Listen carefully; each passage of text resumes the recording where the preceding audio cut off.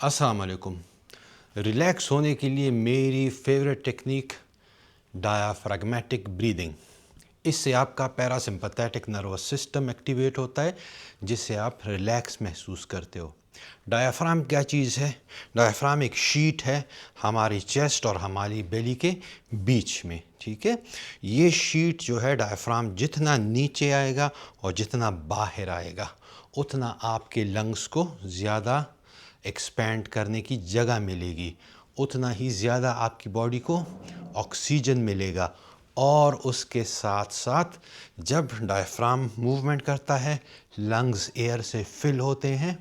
Vagus nerve एक चीज़ है, वो इसको एक्टिवेट करता है। वेगस नर्व को एक्टिवेट करके आपका पैरासिम्पैथेटिक नर्वस सिस्टम एक्टिवेट होता है, जिससे आप बिल्कुल रिलैक्स महसूस करते हो कुछ टाइम के लिए।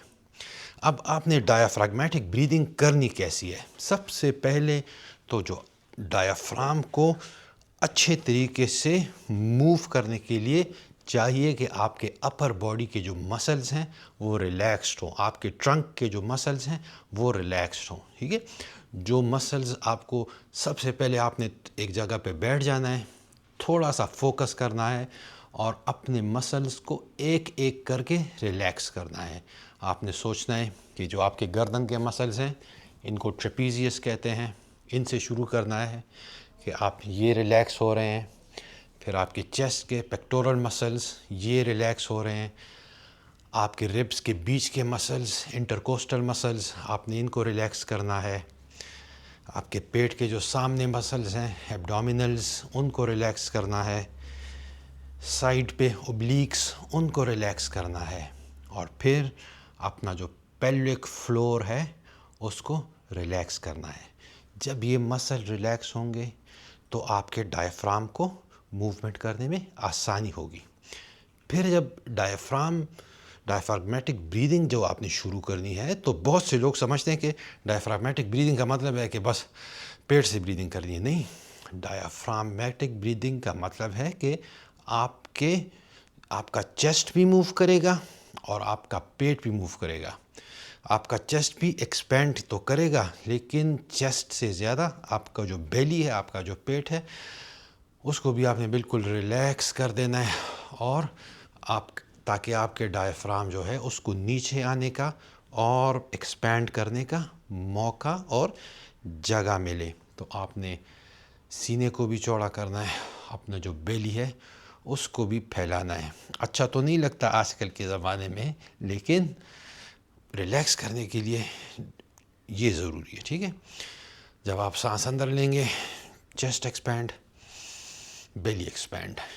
इधर तक समझ आ गई? इसके बाद आपने अपनी जो सांसें हैं उन पे कंसंट्रेट करना है। 4 सेकंड्स के लिए इनहेल,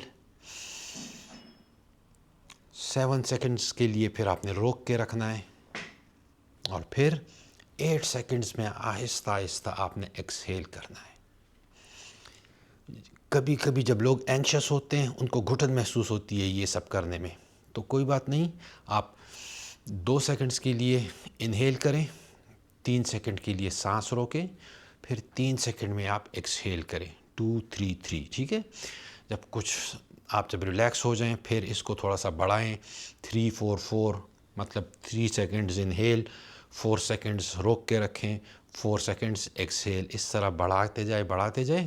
आखिर में 4 सेकंड्स में इनहेल करें, 7 सेकंड्स इसको रोकें और 8 सेकंड्स में एक्सहेल करें। आप 4 8 8 भी कर सकते हैं। 4 7 8 कोई मैजिकल नंबर नहीं है। मतलब 4 सेकंड में आप इनहेल करें, 8 सेकंड्स तक आप रोके रखें और फिर 8 सेकंड्स में आप एक्सहेल करें। इस तरह जब आप 5 से 10 ब्रेथ्स पी लेंगे तो आप कुछ ही देर में बहुत रिलैक्स महसूस करना शुरू करेंगे, ठीक। तो सबसे पहले मसल्स को रिलैक्स करना है, ऊपर से लेके नीचे तक, traps, pectoral, intercostal, abdominal, obliques, आपके पेल्विक फ्लोर, सब कुछ रिलैक्स। फिर डायफ्राम को आपने नीचे और बाहर की तरफ ले जाना है। आपने अपनी छाती को और छाती से ज़्यादा अपने पेट को एक्सपैंड करना है जब आपने सांस लेनी है, ठीक है। फिर 4 सेकंड्स में सांस खींचे, 7 سیکنڈز رو کے رکھیں اور 8 سیکنڈز میں ایکسہیل کریں. آپ یہ ٹرائی کریں, انشاءاللہ I hope that it will help you a lot. اپنا خیال رکھیں, دعاؤں میں یاد رکھیں, خوش رہیں. بہت شکریہ. السلام علیکم.